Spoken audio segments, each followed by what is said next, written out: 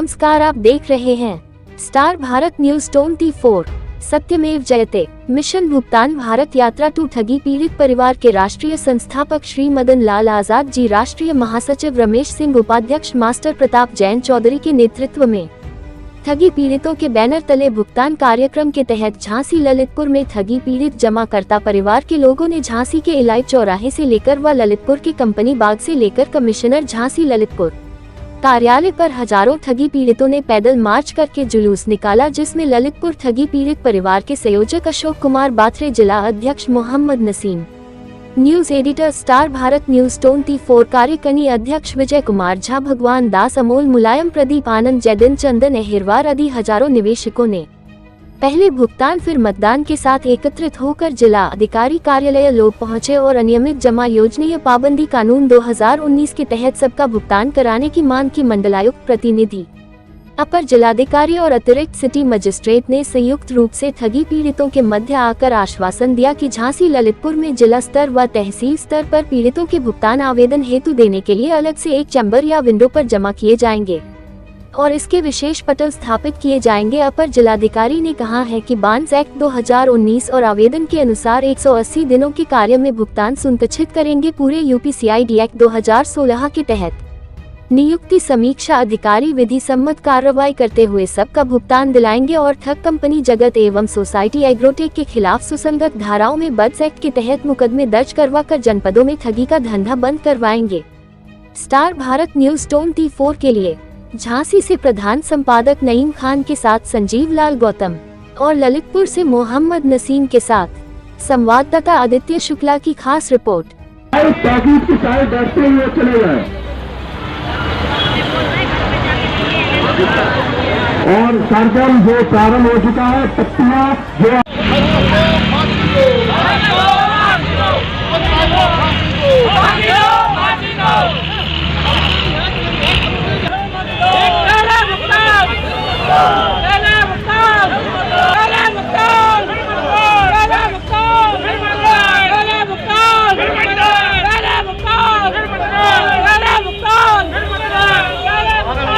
सभी भाइयों और बहनों का मैं तहे दिल से स्वागत करता हूं और दिल्ली से आए हमारे राष्ट्रीय संयोजक श्री मदन लाल आजाद जी का तहे दिल से स्वागत करता हूं और जब तक संगठन की समस्त टीम को का मैं अभिनंदन करता हूं एवं सभी भाई बहनें का मैं तहे दिल से स्वागत करता हूं। भाइयों, जो ये ठगी पीड़ित संगठन चल रहा है, ये सब आप लोगों के लिए चल रहा है, ना कि ये मदन लाल जी के या हम लोगों के प्रति कोई वो चल रहा है। आप लोगों को जागरूक करने के लिए जो सरकार ने कानून बनाया है कि आप अपना अधिकार ले सकते हैं, जो बर्ड्स एक्ट 2019 के तहत आपका भुगतान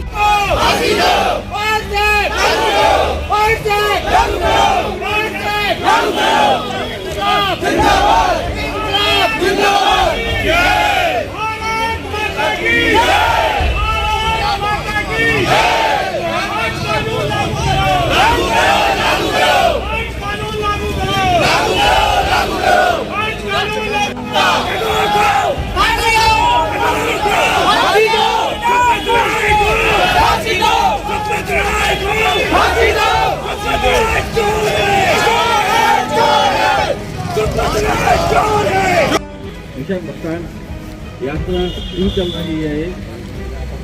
क्योंकि देखिए, हम जागृत होंगे तो कानून का पालन होगा। नहीं तो सरकार ने सिर्फ मोदी जी ने कानून बना दिया, लेकिन कहीं भी उसका पालन सुनिश्चित नहीं हुआ। उसमें उतार आए थे और प्रशासन बात हो गया। प्रशासन ने हम लोगों को आश्वासन दिया कि आने वाले 10 दिन के अंदर हर जिले स्तर पर एक सक्षम अधिकारी नियुक्त किया जाएगा जो बस माल्यार्पण का कार्यक्रम, और अगर मीडिया कोई है तो माल्यार्पण का कार्यक्रम प्राप्त और माल्यार्पण श्री मदन लाल आजाद जी, राष्ट्रीय संयोजक, माल्यार्पण रानी लक्ष्मीबाई, खूब लड़ी मर्दानी हो तो झांसी वाली रानी थी, इसलिए रानी झांसी का और राष्ट्रीय संयोजक मदन जी फोटो और एक बार अनुरोध है हमारे रमेश सिंह जी से प्लीज रानी लक्ष्मीबाई की मूर्ति पे माल्यार्पण करें। क्योंकि आना गाड़ी से भी कर रही है बहुत ज्यादा, हम लोग पूरा बहुत परेशान है, घर गृहस्थी सब। अगर आपको अगर मान लो पैसा नहीं मिल रहा है तब आप लोग क्या करेंगे? हम लोग आंदोलन करेंगे, धरना देंगे, प्रदर्शन करेंगे, जेल भरो आंदोलन करेंगे, जो भी समझ में आएगा वो करेंगे। क्योंकि हमारी जो मांग है स्पष्ट, क्योंकि हमारा जो पैसा है हमने जमा किया, रजिस्ट्रेशन को जो है सरकार ने किया था कंपनियों का, हम लोगों का इसमें क्या दोष है? हम लोगों ने अपना पैसा जमा किया है, हमारा पैसा को बंद करनी थी। डिविजनल कमिश्नर उनके यहाँ अपने भुगतान के दावे तो ये एजेंटों के माध्यम से होंगे या जो कस्टमर्स रहे हैं वो करेंगे? सर कानून ये कहता है कि प्रत्येक व्यक्ति को अपना करना है, जमाकर्ता के लिए काम करना है। इसमें एजेंट्स की भूमिका क्या होगी? एजेंट्स की भूमिका ये होगी कि जिस प्रकार से एजेंट ने लोगों का निवेश करवाया है पैसा, उसी तरह से अब वो निवेशकों के घर घर जाएँ, उनके फार्म भरवाएँ आवेदन के, ठीक से कागज वागज लगवा के उनको कॉपी। आज भारी संख्या में ये महिलाएं उपस्थित हैं, उनको बुलाने के यहाँ एकत्रित करने का उद्देश्य क्या है? उद्देश्य केवल यही है ताकि आपस में जो गृहयुद्ध की स्थिति बन रही है, एजेंट और निवेशक के बीच में जो झगड़ा बढ़ रहा है वो खत्म हो, और जो सक्षम अधिकारी भुगतान अधिकारी बनाए हैं सरकार ने, उनके यहाँ अपने भुगतान के दावे दाखिल करें आपस के झगड़े। सर जी जो फार्म भर रहे हैं ये कहाँ जमा होंगे, कैसे जमा होंगे? जो बर्ड्स एक्ट 2019 का फॉर्म है ये डिविजनल कमिश्नर के यहाँ दाखिल होना है, और जो UPID एक्ट का है वो ADM फाइनेंस के यहाँ होगा। आज आप यहाँ के बाद अब क्या करने वाले हैं? क्या यहाँ रणनीति के है? बाद या तो कमिश्नर साहब हमारा ज्ञापन लेने बात करने यहाँ स्वयं आएंगे, यहाँ स्वयं आ जाते हैं, उनसे वार्ता करेंगे, लोगों के आवेदन दाखिल करवाएंगे। अगर नहीं आते हैं तो हम पैदल मार्च करके डिविजनल कमिश्नर साहब के यहाँ। अभी तक ये यात्रा किन जनपदों में हो चुकी है? सर उत्तर प्रदेश के लगभग तमाम जनपद हैं, कल ललितपुर अंतिम जनपद रह गया है। इसकी शुरुआत कहाँ से की थी आप? कोट द्वार उत्तराखंड से 25 अगस्त। अगर आपकी मांगों को नहीं पूरा किया जाता, नहीं सुनवाई होती और ये कानून के तहत नहीं लागू होता नहीं, तब आप लोग क्या करेंगे? 23 मार्च 2023 को शहीदी दिवस के अवसर पर हम विजय चौक कर्तव्य पर दिल्ली जाएंगे तमाम ठगी पीड़ितों के साथ, और वहाँ से आह्वान करेंगे कि सब लोग मतदान का बहिष्कार करें। बर्ड्स एक्ट अन्य जनपदों में लागू हो चुका है? सर पूरे देश में लागू है 21 फरवरी 2019 से। इसके माध्यम से कहीं भुगतान हुआ है क्या? जहाँ जहाँ अप्लाई किया है लोगों ने कुछ जगहों पर हुआ है, जैसे कि एक आध जगह, जैसे कि एक आध जगह दिल्ली में हुआ है, दिल्ली देश की राजधानी है, वहाँ होता है। तो आप बकाले छोड़ के इसमें क्या लगे नेता बनने का शौक है? तो में नेता नहीं बनना है, वो नेता बन के भी उनको यूँ लगेगा कि यार क्या मुसीबतें आया होगा, या कहीं छोटी मोटी जेब वेब काटता होगा कहीं पे, बनते ही पुलिस। किस लिए आए हैं? 20 करोड़ ठगी पीड़ित जमाकर्ता परिवारों को जगाऊं, उन्हें कानून के विषय में जानकारी दूं और बताऊं कि भारत की सरकार ने अनियमित जमा योजनाएं पाबंदी कानून 2019 के नाम से एक कानून बनाया है जो देश के प्रत्येक ठगी पीड़ित जमाकर्ता परिवार को उसके भुगतान की गारंटी प्रदान करता है, और साथ साथ पूरे देश में अगर कोई कंपनी या सोसाइटी जनता के साथ ठगी कर रही है तो उसको प्रतिबंधित करने का अधिकार देता है प्रत्येक जिले के SP क्राइम को, DM को और डिविजनल कमिश्नर को। आगे की रणनीति क्या है आपकी इस आंदोलन की? देखिए कानून बन चुका है, कानून लागू हो जाएगा, इसमें रणनीति की बात नहीं है, कोई रणनीति कुछ नहीं है। इतने लोग जब अपना भुगतान मांगेंगे, कानून सम्मत तरीके से मांग रहे हैं, इनका सबका भुगतान हो जाएगा। भुगतान नहीं हुआ 23 मार्च तक तो हम मतदान का बहिष्कार कराएंगे, इतनी सी रणनीति है बस, ताकि इन तमाम बेईमानों को जमींदोज कर सकें।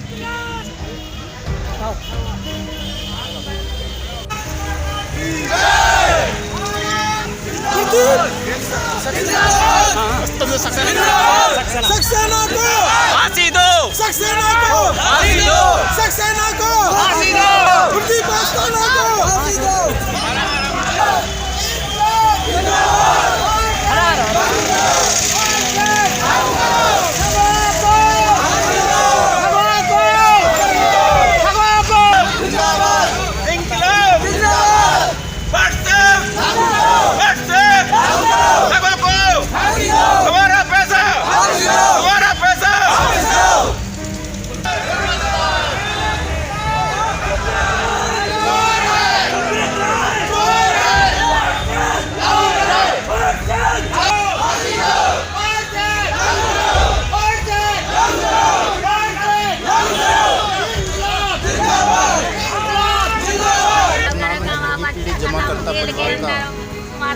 सबका पैसा मिलेगा, सबका पैसा मिलेगा भाई।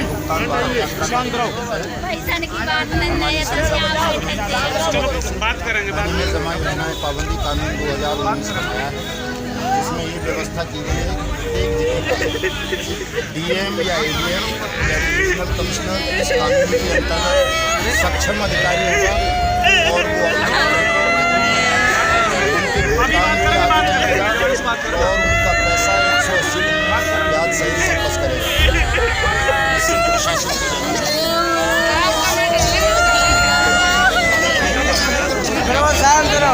जमा योजनाएं पाबंदी कानून 2000 जागरूक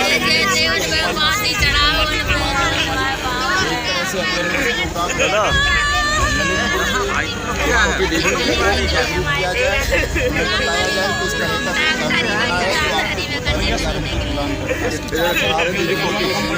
इसमें सक्षम अधिकारी सरकार की ओर से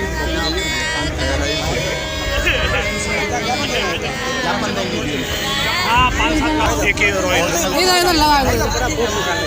अभी 5 मिनट में आ रही है, जब देंगे तुमको। क्या नाम है, किस समस्या को लेके आए हैं? अरे ज्ञापन देना, ज्ञापन देना। एसडीएम साहब खड़े, ज्ञापन दो एसडीएम साहब। ठीक है एसडीएम साहब को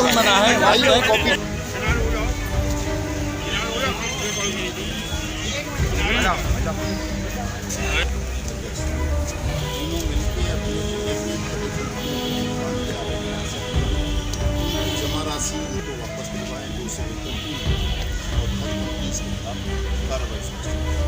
आपके यहाँ जल्दी से FIR की लॉन्च नहीं हो रही।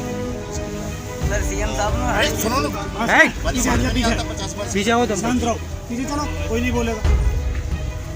आपके यहाँ इसमें शासनादेश लिखा हुआ है, आप स्पेशल पटल बनाएंगे हर डिस्ट्रिक्ट में, ग्राम स्तर पर इस कानून का प्रचार प्रसार करेंगे ताकि लोग अवेयर हों, शिकार हों।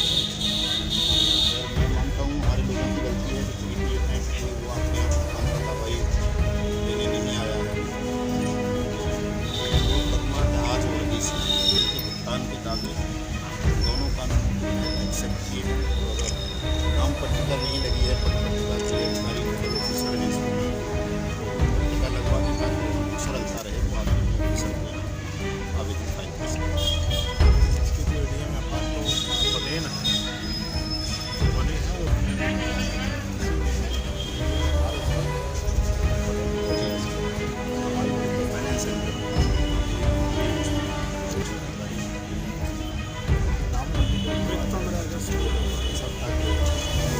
चार लोगों के जो भी अभी आवेदन लेकर के आए उनके आवेदन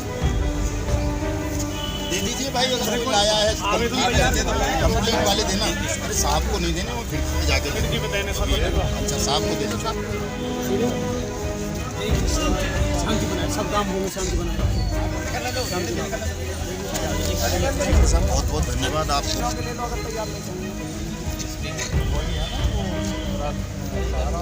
हाँ सहारा पल्स दुनिया भर की एक तो आज ही आया था,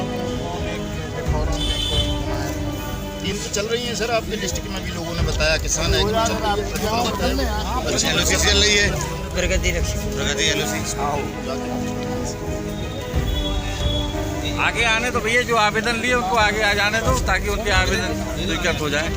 एक आदमी कलेक्ट कर लो साहब के हाथ में, वो दे दो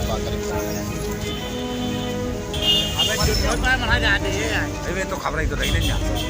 क्या नाम है आपका? मदन लाल आजाद नाम है, पीले जमाकर्ता परिवार का राष्ट्रीय संयोजक।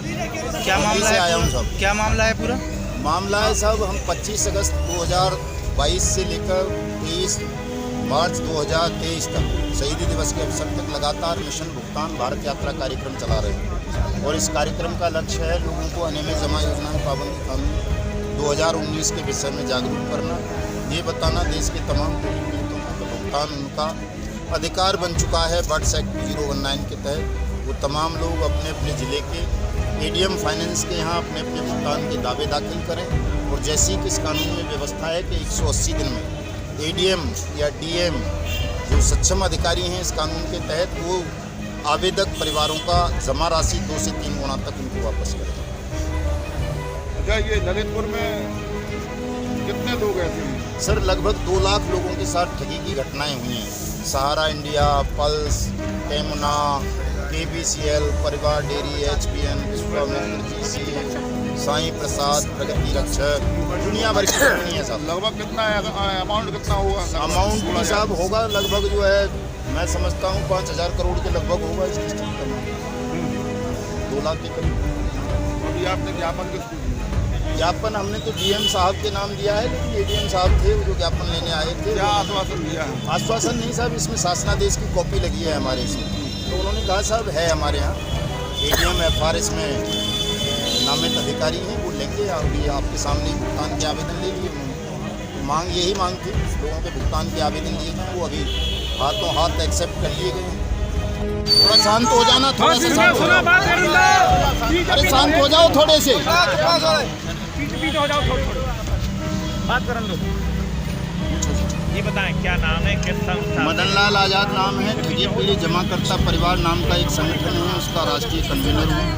दिल्ली से आया हूँ मिशन भुगतान भारत यात्रा कार्यक्रम के तहत, और ललितपुर में लाखों लोगों के साथ दर्जनों ठग कंपनीज और क्रेडिट कोऑपरेटिव सोसाइटीज़ ने ठगी की घटनाएं की हैं। इनका भुगतान नहीं हो रहा है। सरकार ने अनियमित जमा योजनाएं पाबंदी कानून 2019 बनाया है, उसमें ये व्यवस्था की गई है कि प्रत्येक जिले का DM अपने ज़िले के ठगी पीड़ितों से भुगतान के आवेदन लेगा और 180 दिन में इनकी जमा राशि का 2 से 3 गुना पैसा इनको वापस करेगा। इसी के लिए आया हूँ कि DM यहाँ इनके आवेदन में स्पेशल काउंटर खुलवाएं, चूँकि कानून में यही व्यवस्था की गई है, और इनके आवेदन के भुगतान लेकर के आवेदन लेकर के भुगतान के इनका भुगतान आरंभ करें। सेबी की क्या भूमिका रहती है जब सर, सेबी कंपनी के पैसा एडवांस में जमा कराती है, तो क्या उसका दायित्व ये नहीं होता कि आम लोगों को पहले उसका पेमेंट कराया जाए? सर, दायित्व तो है, सेबी का दायित्व है, लेकिन प्रत्येक कंपनी या क्रेडिट कोऑपरेटिव सोसाइटी पर सेबी के नियम लागू नहीं होते हैं। जो सेबी से रेगुलेटेड कंपनीज हैं, केवल वो उनके निवेशकों का पैसा देने के लिए बाउंड है, सब कंपनियों का नहीं है। ये जो सुप्रीम कोर्ट ने या कई हाई कोर्ट ने PACL के मैटर में, सारा इंडिया के मैटर में जो सेबी पर नाजायज़ एक जिम्मेदारी थोप दी है, वो गलत है। सेबी इतनी बड़ी एजेंसी नहीं होती देश की कि देश के प्रत्येक जिले के ठगी पीड़ित का पैसा वापस कर सके। 20 करोड़ से ज़्यादा ठगी पीड़ित हैं हमारे हिंदुस्तान में, उन सबका पैसा सेबी जैसी छोटी सी एजेंसी वापस नहीं कर सके। इसीलिए बट्स एक्ट 2019 बनाया गया है, और इसकी जिला स्तर पर अधिकारिता तय की गई है कि अपने ज़िले के ठगी पीड़ितों के भुगतान का आवेदन DM लेगा, वो सबका पैसा वापस करेगा। वो कंपनीज की अगर प्रॉपर्टीज़ हैं उसके डिस्ट्रिक्ट में, उनको सीज करेगा, सेल करेगा, अपने अकाउंट में उस पैसे को जमा करेगा, और स्पेशल फास्ट ट्रैक कोर्ट की निगरानी में जो सीनियर जज है डिस्ट्रिक्ट का, उसकी निगरानी में उनका पैसा वापस करेगा, DM करेगा। ये व्यवस्था इसीलिए की गई है। अगर मान लो किसी ज़िले में किसी ठग कंपनी या क्रेडिट कोऑपरेटिव सोसाइटी की कोई प्रॉपर्टी नहीं है, तो जहाँ है वहाँ के DM को वो लेटर लिख देगा, या सेबी ने कोई प्रॉपर्टी अटैच कर रखी है तो वो सेबी को लेटर लिख देगा, उनसे उतना पैसा लेगा जितने उसके पास भुगतान के आवेदन आए हैं। प्राय देखा जा रहा कि कृषि मंत्रालय रजिस्टर्ड कर देता है, और ऐसी कंपनियां जो कई लोगों का पैसा हजम करके खाते हैं, तो क्या कृषि मंत्रालय पर भी कोई पाबंदी होना चाहिए कि किसी को भी? सर, कृषि मंत्रालय से तो ये विभाग छीन लिया गया है, इसके लिए अलग से सहकारिता मंत्रालय बना दिया है, पहले कृषि मंत्रालय में होता था ये, तो इसी वजह से छीना गया है वो, कि वहाँ कोई जिम्मेदारी लेने को तैयार नहीं। नया एक्ट अभी ला रहे हैं 2022 में, कोऑपरेटिव एक्ट आ रहा है, सहकारिता कानून, जो भी स्टैंडिंग कमेटी को चला गया है। Thank you sir.